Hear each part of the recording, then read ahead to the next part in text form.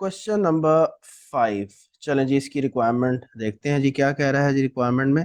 Part A में कह रहा है calculate the expected share price using the dividend valuation model assuming Ahmed's suggestion is implemented. Explain why this valuation is different to SL's current share price. ये 8 number का है जी। और उसके बाद पार्ट नंबर बी में कहता है evaluate the decision to return cash to shareholders through a change in the dividend policy. Consider practical arguments together with any alternative ways to return cash to shareholders and recommend a suitable strategy for SL. 10 marks. तो ये बड़ी वैसे एक important और noteworthy चीज होती है कि जब भी वो कहता है ना कि इवेल्युएट करें या रिपोर्ट लिखें, एक लाइन में सबसे पहले वो मेंशन करता है कि आपने करना क्या है, इवेल्युएट करना है, रिपोर्ट लिखना है, एक्सप्लेन करना है। उससे जो अगली लाइन होती है ना, उसके अंदर वो एक्सप्लेन करने की कोशिश करता है कि उसमें आपने किन चीजों को कंसिडर करना है एक्सप्लेनेशन के वक्त। ये इसी तरह से ना, ये जो पिछली अटेम्प्ट थी समर 2022 में, उसमें भी मुझे याद पड़ता है एक सवाल था, मेरा ख्याल है क्वेश्चन नंबर शायद 4 था, जिसमें हम एपीवी लगा रहे थे और एमआईआरआर लगा रहे थे, और उसके बाद उसने रिपोर्ट मांगी हुई थी। उसमें भी यही अंदाज था, भाई रिपोर्ट बना के दें, क्या क्या चीजें रिपोर्ट में आपने शामिल करनी। बिल्कुल इसी तरह से यहाँ पे भी उसने पार्ट बी में इसी तरह से मांगा हुआ है, इवेल्युएशन मांगी हुई है, और it is mainly the discussion. चलें सर, सवाल को पढ़ना शुरू करते हैं, then we will be able to better relate with the requirement. क्या कह रहा है? कह रहा है कि स्टेबल लिमिटेड यानी SL is a pharmaceutical company based in Karachi. The company was formed 8 years ago by Zaheer Hasan and Anwar Patel. Both had been colleagues working for a large pharmaceutical company. SL was financed by a combination of personal borrowing by founders and large injection of venture capital finance. Okay, यानी कि venture capitalist ने investment की थी, और बाकी ये जो दोनों बंदे थे इनकी अपनी पर्सनल बोरोइंग्स थी। और उसके बाद ये ध्यान में रखें कि ये जो बोरोइंग्स थी इनकी पर्सनल कैपेसिटी में थी। कंपनी जो होती है या बिजनेस होता है, that is a separate legal entity from that of its owners. तो इन दोनों ने बिजनेस में इक्विटी कैपिटल इंजेक्ट किया, हाँ अपनी पर्सनल कैपेसिटीज में इन्होंने बोरोइंग ही की थी। तो इन other words it's giving a feel के सारा इक्विटी फाइनेंस ही है। SL raised new finance through an IPO 4 years ago. Okay, and is now listed on the Pakistan Stock Exchange. Zayer and Anwar both own 20% of the company, and the venture capital investors realized their investment at the time of the IPO. Okay, so it's quite interesting. तो वो कह रहा है 4 साल पहले आपने IPO किया था, जाहिर है शेयर्स आपने स्टॉक एक्सचेंज पे इशू किए थे फॉर द फर्स्ट टाइम। तो उसके नतीजे में जो कैश आया था, तो जो वेंचर कैपिटलिस्ट थे उनका जो भी उनकी इन्वेस्टमेंट की वर्थ बनती थी उनको पे कर दिया, उन्होंने एग्जिट रूट ले लिया और वो फिर छोड़ गए।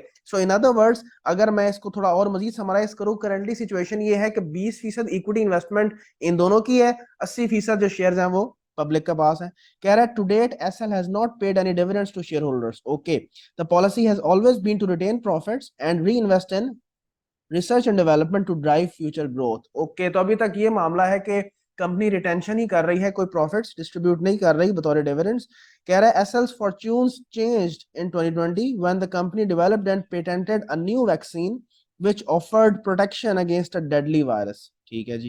The demand for the vaccine was unprecedented, resulting in global sales and substantial earnings in 2021 and 2022.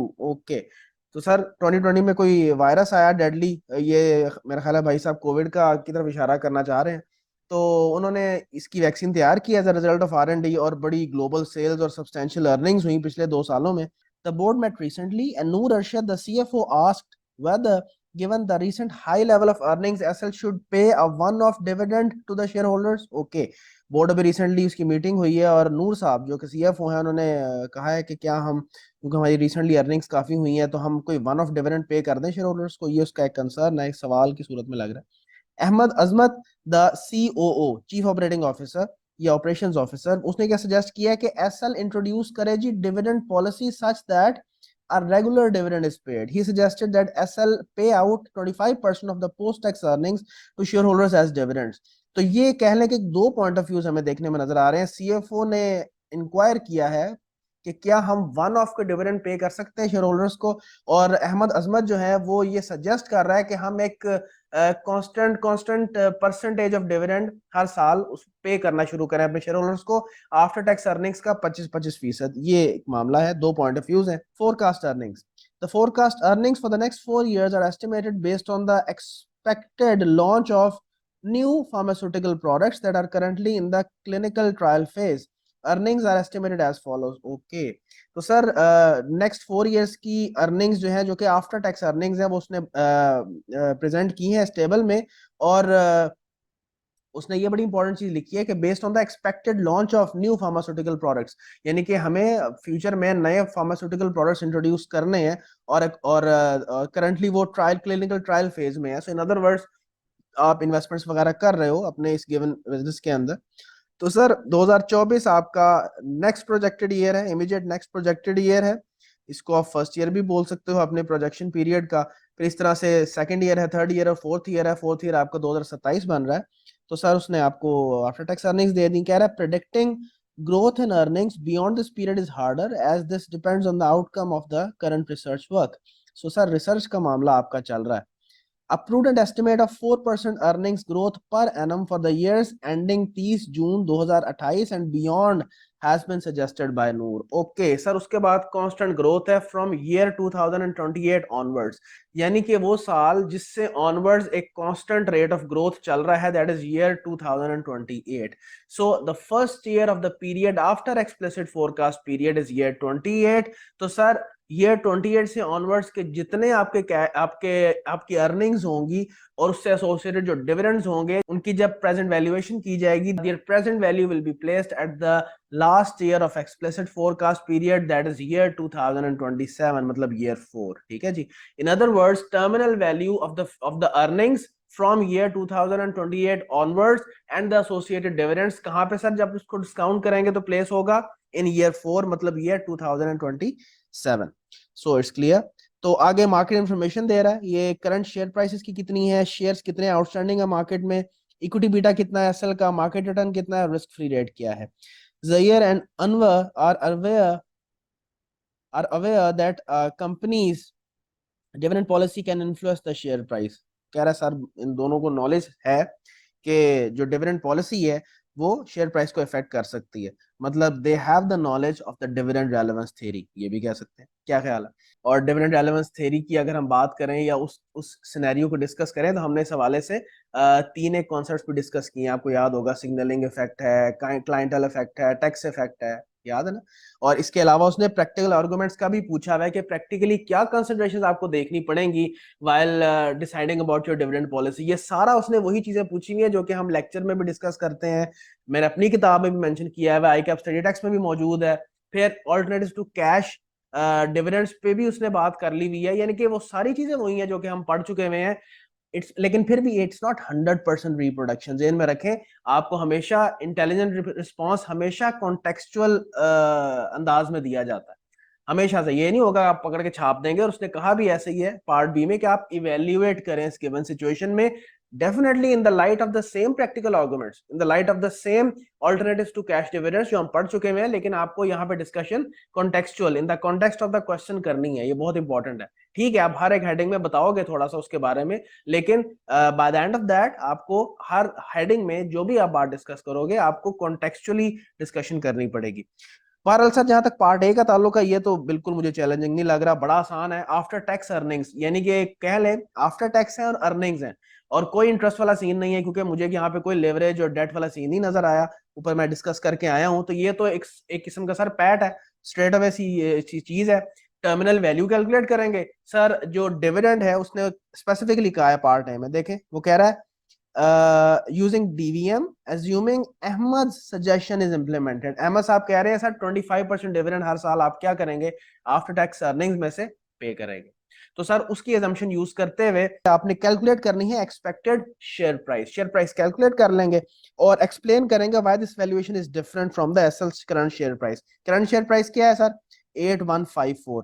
तो सर मार्केट प्राइस निकाल लेते हैं, बड़ा सिंपल है। मार्केट वैल्यू ऑफ इक्विटी जब टोटल आ जाएगी तो हमारे पास टोटल नंबर ऑफ शेयर्स मौजूद है, उससे डिवाइड करके मैं as per DVM expected share price निकाल सकता हूं। कंपैरिजन करेंगे और फिर उस पर डिस्कशन कर लेंगे।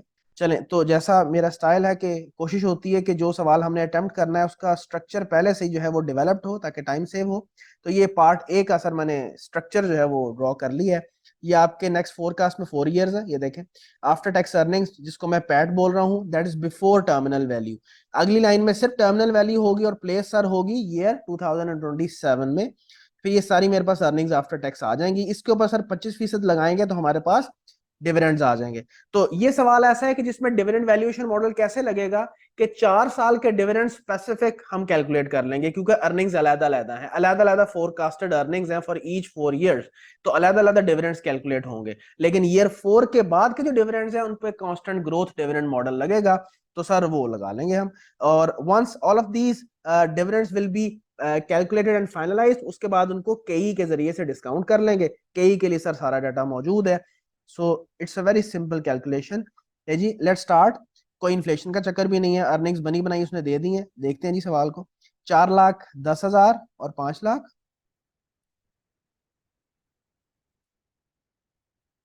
फिर 2026 यानी ईयर 3 में 5,50,000।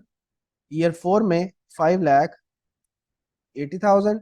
और सर जहां तक टर्मिनल वैल्यू का ताल्लुक है, इसके लिए फिर कॉस्ट ऑफ इक्विटी की जरूरत पड़ेगी। मैं वर्किंग वन का जो सहारा वो लेने लगा हूँ जी। Risk free rate, market return और इक्विटी बीटा सर तीनों अवेलेबल है। रिस्क फ्री रेट 9% है, मार्केट रिटर्न 16% है। और इक्विटी बीटा कितना है जी?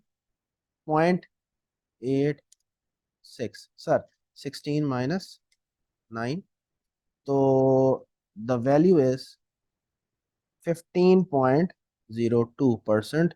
तो इसको आप कह सकते हो, मैं 15% ही लिख रहा हूँ यहाँ पे, ठीक है जी। चले, 15% हमारी केई कैलकुलेट हो गई। तो सर कैसे कैलकुलेट होगा ये हमारी टर्मिनल वैल्यू? सर हमारी अर्निंग्स क्या है 2027 में, उस पे ग्रोथ लगाएंगे। The earnings are 5,80,000 into what is the growth, उसने क्या कहा है उसके बाद, लेट्स वेरीफाई। 4% के बारे में उसने बात की है, ये ग्रोथ होगी सर। सो मैंने कैसे कैलकुलेट किया? पैट ऑफ ईयर 4 उस पे ग्रोथ लगाई, तो वो बन गया PAT of year 5 over KE minus ji. Sir केई कितना कैलकुलेट किया अभी?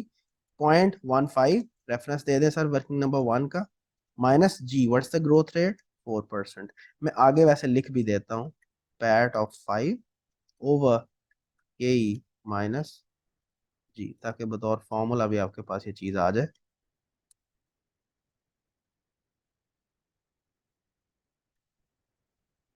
लें सर, और ये पैट 5 कैसे निकला है? पैट 4 पे ग्रोथ लगा के, ठीक है। चलें, let's calculate and place the values here.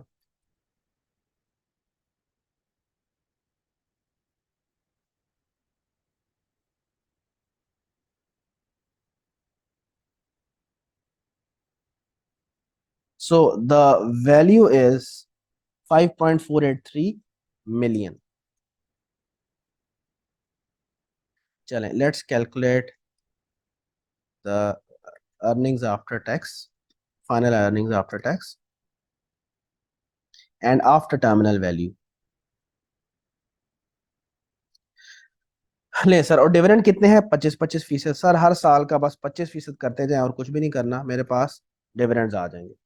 तो हर साल के साथ डिविडेंड्स आ गए, इसको अब डिस्काउंट कर ले sir. What is the discount rate? Discount rate इसके ही वर्किंग वन से हमने कैलकुलेट कर लिया है, 15%। सो 1/1.1, 1/1.15 रेस पावर 1। 15% और सेकेंड ईयर का डिस्काउंट फैक्टर, 15% और थर्ड ईयर का डिस्काउंट फैक्टर, 15% और फोर्थ ईयर का डिस्काउंट फैक्टर। तो सर डिस्काउंटिंग कर लेते हैं। ये हमने सिंपल डिस्काउंट फैक्टर्स को डिविडेंड से मल्टीप्लाई किया, तो हमारे पास प्रेजेंट वैल्यूज आ गई। और डिविडेंड वैल्यूएशन मॉडल यही कहता है कि market value of equity is equal to present value of all the future expected dividends associated with a certain share. तो सर हमारे पास total market value of equity कितनी आ गई जब हम सबको ऐड कर देंगे? तो सर ये चारों को मैंने ऐड कर दिया, ये मेरे पास total market value of equity बन गई 1.140783 मिलियन, बल्कि ये थाउजेंड्स में, सॉरी। तो इसको मैं बल्कि मल्टीप्लाई बाय 1000 कर देता हूँ, ताकि ये वैल्यू जो है वो टोटलिटी में आ जाए। So in totality the value is 1.14 billion, ठीक है जी। और नंबर ऑफ शेयर्स हमारे कितने हैं? 2 लाख। तो जब इससे डिवाइड करेंगे 1.14 बिलियन को 2 लाख से, so what is the share price as a result of it? Share price अब आपकी आ गई है 5704. This is the share price that you have estimated based on the dividend valuation model. Whereas अगर हम देखें कि यहाँ पे शेयर प्राइस क्या है, करंट शेयर प्राइस तो सर काफी ज्यादा है, 8154 है। तो यही उसने सवाल में आपसे रिक्वायर किया है कि मुझे थोड़ा सा ये भी एक्सप्लेन करें कि ये जो प्राइस आप एस्टिमेट कर रहे हो यूजिंग डीवीएम, ये उससे डिफरेंट क्यों है। सर पहले तो ये जहन में अपने बात लेके आए कि जिस भी, ये आप बिल्कुल मेंशन करोगे या मैं डिस्कशन करने लगा हूं based on our comparison between the estimated price we calculated and the actual share price, के पहली बात तो ये है कि जिस भी मेथड के जरिए से आप वैल्यू निकालते हो दैट इज एन एस्टिमेट, और वो डिफरेंट वैल्यू रिटर्न करेगा। डिविडेंड वैल्यूएशन मॉडल पे आएंगे तो उसने इतनी की है, तो maybe free cash flow model पे है वो कुछ और वैल्यू दे, P over E earnings, P over E ratio model पे जाए वो कुछ और दे, इसी तरह से अर्निंग्स ग्रोथ मॉडल पे जाए तो वो कुछ और दे। तो हर एक जो है वो अलग वैल्यू दे रहा होता है, और ये एजम्पशन बेस्ड होती है सारी की सारी based on the expectations of the future. तो अकॉर्डिंगली वो कैलकुलेशंस अपनी करके दे रहा होता है, जबकि जो एक्चुअल प्राइस मार्केट में रिफ्लेक्ट हो रही होती है that is basically the result of the buying and selling of the shares of a company. और कंपनी के शेयर्स की बाइंग एंड सेलिंग किस पे डिपेंडेंट होती है, it is hugely influenced by the information and the news of a company जो कि market में सर्कुलेट कर रही होती है अमंग द पीपल, और करंटली और एक्सपेक्टेड क्या फाइनेंशियल परफॉर्मेंस है इस पर्टिकुलर कंपनी की। जहां तक अभी की करंट सिचुएशन देखी जाए तो मार्केट में इस वक्त जो न्यूज सर्कुलेट हो रही होगी वो ये है कि कंपनी ने बड़ी सक्सेसफुल वैक्सीन तैयार की है, 2 साल पिछले में बड़ा जबरदस्त अर्निंग्स इसने अर्न की है, और नई फार्मास्यूटिकल प्रोडक्ट सारी ऑफर करने जा रहे हैं इन द फ्यूचर। तो ये बड़ा अच्छा करंट फाइनेंशियल परफॉर्मेंस है और बड़ा अच्छे फ्यूचर प्रोस्पेक्ट्स हैं, और ये रीजन होगी कि बहुत से लोगों ने इसके शेयर्स परचेज कर लिए होंगे। सो ये जो buying and selling of the shares जो होते हैं that is very much driven by the news जो कि कंपनी के बारे में पूरे मार्केट में सर्कुलेट कर रही होती है। It actually affects the buying and selling activity, and ultimately buying and selling of any particular thing बेटा affects the price of that particular item. तो यहाँ पे सर आइटम क्या है, शेयर। तो शेयर की price in comparison with the dividend valuation model वो actual price ज्यादा है, तो वो बेसिकली इस चीज को रिफ्लेक्ट कर रही है। तो आप सर बिल्कुल वहां पे मेंशन करें। तो और ये जो स्टॉक मार्केट है ये तो सेंटिमेंट्स की गेम है।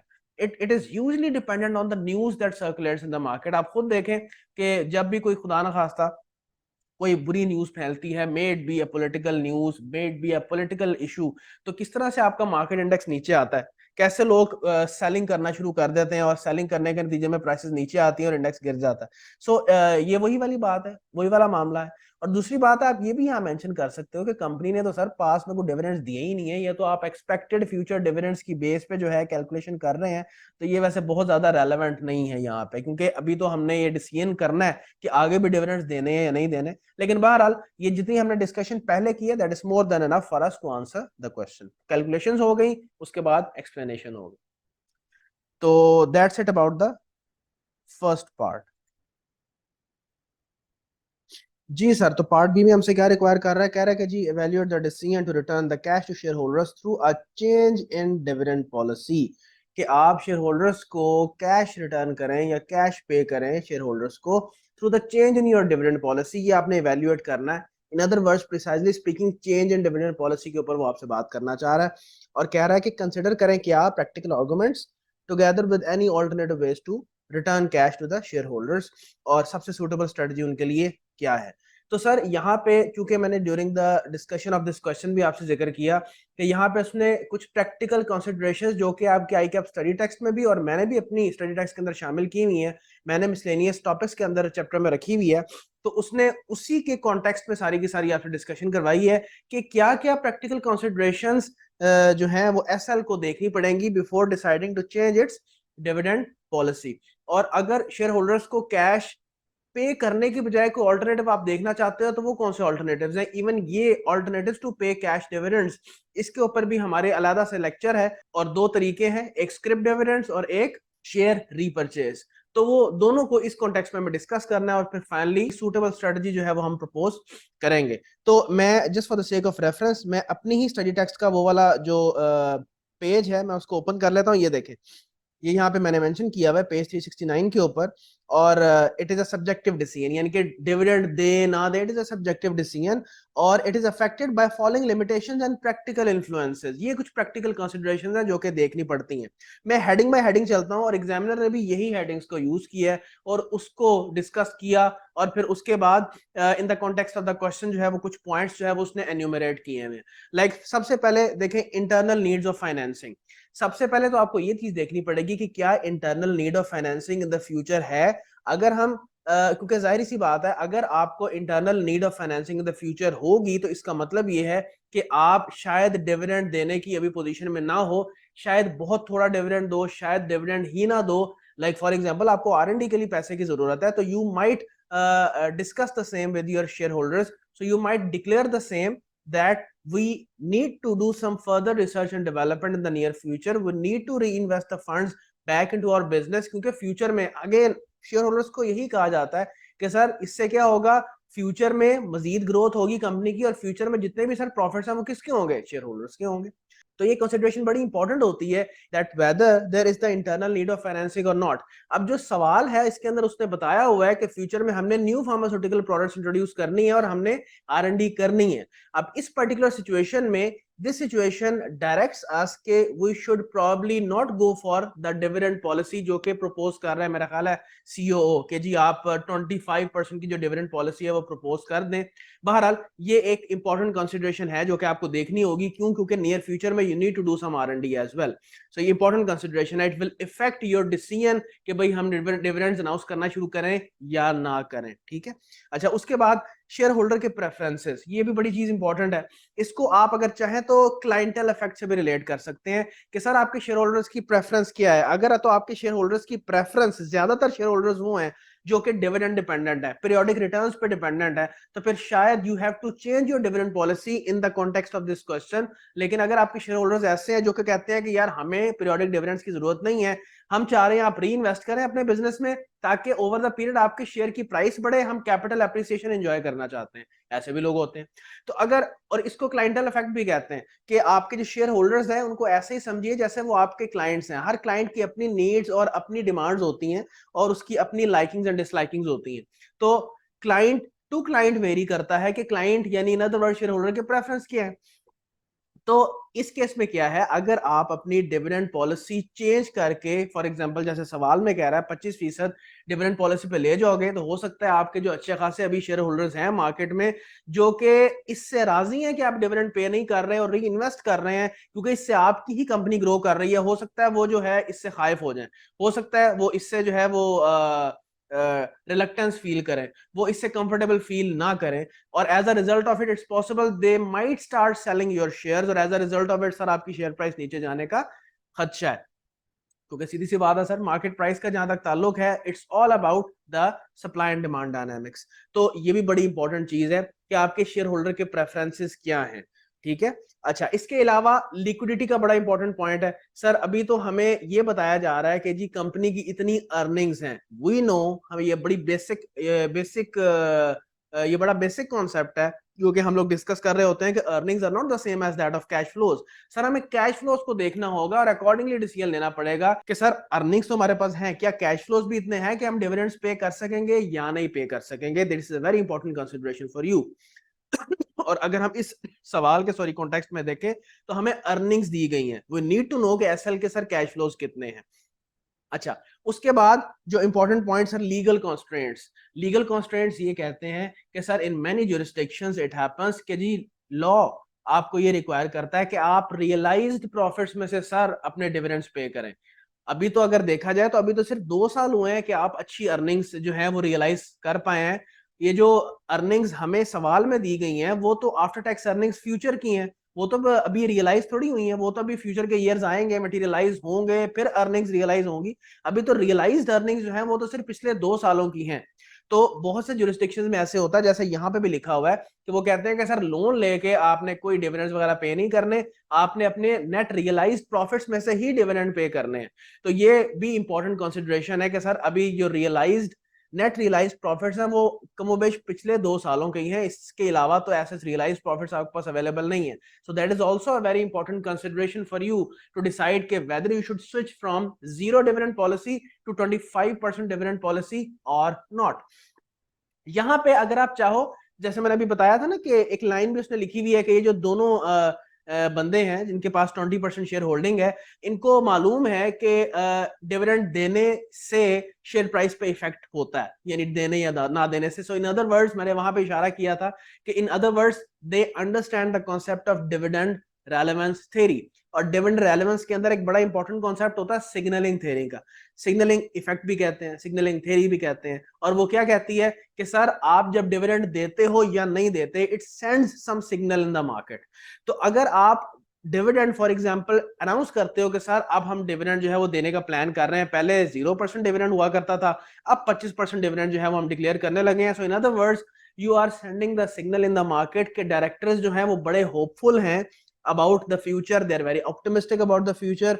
और इससे क्या होगा, फ्यूचर में हायर डिविडेंड्स की एक्सपेक्टेशन भी आप डेवलप कर रहे होंगे इन द मार्केट। ये चीज जहन में रखें, जबकि आपको फ्यूचर में फंड्स की जरूरत है for the purpose of doing new R&D and for the purpose of launching new pharmaceutical products. उसने कहा हुआ है कि अभी जो है वो टेस्टिंग फेज में चीजें चल रही हैं, क्लिनिकल टेस्ट से गुजर रही हैं हमारी मेडिसिन, व्हाटएवर, कोई ऐसा उसने जिक्र किया हुआ था। तो ये चीज ध्यान में रखें कि by changing your dividend policy you will be sending the signal कि directors are very hopeful about the future, they are expecting के फ्यूचर के जो है वो मामला बहुत अच्छे होने लगे हैं और सर आपको हम फ्यूचर में बेटर डिविडेंड्स देंगे। तो सर जहन में रखें, आप एक्सपेक्टेशंस उनकी डेवलप कर रहे हैं और होगा क्या कि फ्यूचर में वो डिविडेंड्स एक्सपेक्ट करेंगे, लेकिन you would want what, you would want to do reinvestment into your business. तो ये भी एक इंपॉर्टेंट एलिमेंट है जो कि आप यहाँ पे डिस्कस कर सकते हो। ये सारी प्रैक्टिकल कंसिडरेशन में सर कवर हो सकती हैं। इवन ये भी मैंने आगे मेंशन किया हुआ है, ये देखें डिविडेंड थ्योरीज हैं, ट्रेडिशनल है, रेजिडुअल थ्योरी है, डिविडेंड इररिलेवेंस थ्योरी है। तो ये देखें यहाँ पे आपको नजर आएंगी वो वाली चीजें। ये देखें सिग्नलिंग इफेक्ट है, क्लाइंटल इफेक्ट है, tax differential view of dividend policy है। ये असल में ये जो है ना चीजें, ये सारी इस चीज को पर्टेन, जितने इफेक्ट्स हैं या जितनी छोटी छोटी थ्योरीज हैं, ये इस चीज को पर्टेन करती हैं कि डिविडेंड देना या ना देना इफेक्ट करता है आपकी शेयर प्राइस के ऊपर। तो इसलिए मैंने इसको इस कॉन्टेक्स्ट में डिस्कस किया। तो ये देखें वो जो मैंने 4 पॉइंट्स डिस्कस किए थे, इंटरनल नीड ऑफ फाइनेंसिंग, फिर इसके अलावा share holders preference, liquidity, legal constraints, ये signalling effect, even clientele effect को भी मैंने ऊपर शेयर होल्डर प्रेफरेंस पे डिस्कस कर लिया है। ये सारी प्रैक्टिकल कंसीडरेशंस हैं। अब जरा आगे मूव करते हैं और देखते हैं कि क्या ऑल्टरनेटिव्स हैं कि हम डिविडेंड्स को इन टर्म्स ऑफ कैश पे करने के अलावा कोई मामला कर सकें। तो सर 2 चीजें, स्क्रिप डिविडेंड्स नंबर 1 और नंबर 2 शेयर रीपरचेज। अच्छा, स्क्रिप डिविडेंड की बात करते हैं। स्क्रिप डिविडेंड क्या होता है कि जब हम कैश में डिविडेंड देने के बजाय उनको मजीद शेयर इशू कर दें, इसको आप आसानी के लिए कह सकते हैं बोनस शेयर्स हैं, ठीक है। यानी कि इंस्टेड ऑफ कि आपने कैश पे डिविडेंड दिया, आपने मजीद शेयर इशू कर दिए। जहन में रखें इसके, इसका रेप्रिक्यूशन क्या हो सकता है कि आपके चूंकि नंबर ऑफ शेयर्स बढ़ जाते हैं, सो इट इज पॉसिबल कि आपकी मार्केट प्राइस जो है वो नीचे आ जाए। लेकिन अगर आप अपना डिविडेंड पर शेयर रिटेन कर लेते हैं इन द फ्यूचर, तो उस केस में ये शेयर होल्डर्स के लिए एक फ्रूटफुल चीज है, क्योंकि जाहिर है उनके पास पहले फॉर एग्जांपल अगर किसी के पास 10 शेयर्स थे, तो जब स्क्रिप डिविडेंड इशू हुआ, मजीद शेयर्स आ गए, तो उसके पास 10 से 15 शेयर्स हो गए। तो अब हर शेयर के एवज उसको डिविडेंड पर शेयर रिसीव होगा। तो अगर आप अपना डिविडेंड पर शेयर फ्यूचर में रिटेन कर लेते हैं, तो that is very beneficial for the share holders. लेकिन इशू ये है, अभी तक की जितनी मैंने डिस्कशन की है, इससे जो लग रहा है वो ये है कि आप अपनी डिविडेंड पॉलिसी सर 0 ही रखें और कोई डिविडेंड अनाउंस ना करें। उस सूरत में तो सर स्क्रिप डिविडेंड्स बिल्कुल भी बतौर बेनिफिट शेयर होल्डर्स को लगेंगे ही नहीं। वो कहेंगे कि यार पहले मेरे पास 10 शेयर्स थे, अब 15 हो जाएंगे, सर डिविडेंड मिलना कोई नहीं है, तो फायदा क्या है इन शेयर्स का। तो स्क्रिप डिविडेंड का इस सूरत में यहाँ पे इतना अच्छा ऑल्टरनेटिव टू कैश डिविडेंड नजर नहीं आता, क्योंकि वो इसको एज अ बेनिफिट नहीं देखेंगे। बात समझ रहे हैं, क्योंकि हमने अगर 0 डिविडेंड पॉलिसी पे रहना है ड्यू टू द रीजन के नियर फ्यूचर में हमें R&D की जरूरत है, उस सूरत में हम अगर मजीद शेयर्स इशू भी कर दें, तो वो एडिशनल शेयर्स को वो बेनिफिट नहीं देखेंगे, कम अज कम इन द शॉर्टर रन। तो इसको भी suitable alternative to cash dividend नहीं कंसिडर किया जा सकता। यस, शेयर रीपरचेज को हम कंसिडर कर सकते हैं। देखिए शेयर रीपरचेज में क्या होगा कि आप वन टाइम कैश पेमेंट कर सकते हैं और क्योंकि शेयर रिपर्चेज होती ही ओकेजनल एक्टिविटी है, ये ऐसा थोड़ी होता है जब दिल किया शेयर रिपर्चेज कर लिए, ये कभी कभार होता है। और ये क्लियर कट इंडिकेशन चली जाएगी शेयर होल्डर्स को कि ये एक वन टाइम कैश पेमेंट है, और आप ये इंसेंटिव दे रहे हो गए शेयर होल्डर्स को कि भाई आपको कैपिटल एप्रिसिएशन के तौर पर रिटर्न मिल रहा है। क्योंकि सीधी सी बात है, एक शेयर होल्डर को बड़े अरसे पहले उसने शेयर परचेज किया था, अब उसकी शेयर प्राइस काफी हाई हुई हुई है।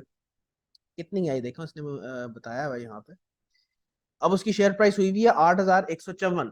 तो जब कंपनी रीपरचेज करेगी उससे, तो जाहिर है उसको कैपिटल एप्रिसिएशन रिसीव हो जाएगी, उसको एक हैंडसम रिटर्न मिल जाएगा, and it will be a clear indication to the share holders कि this is a one time cash payment to them and it will not be repeated in the future. ये बड़ा important है कि future में, क्योंकि आपके number of shares कम हो जाएंगे, नंबर ऑफ शेयर्स कम होंगे, तो फ्यूचर में जो एक्सपेक्टेशन ऑफ हाई डिविडेंड्स हैं वो भी आपने एस्टैब्लिश नहीं की। आपने कतन उनको नहीं कहा कि जी मैं कुछ डिविडेंड दे रहा हूं ऐसा।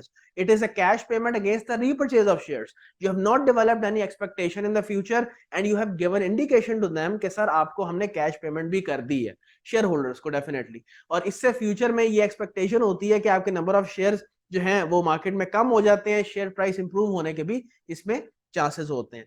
तो बहरहाल सर जो फाइनल कंक्लूजन है और जो फाइनल रिकमेंडेशन है वो ये है कि सर given situation में, circumstances में, having discussed all this, the most suitable situation is that कि आप सर जीरो डिविडेंड पॉलिसी पे ही रहें, आप मूव मत करें 25% डिविडेंड पॉलिसी के ऊपर जो कि सीओओ कह रहा था, क्योंकि you need to do some future R&D and you need to launch the new pharmaceutical products.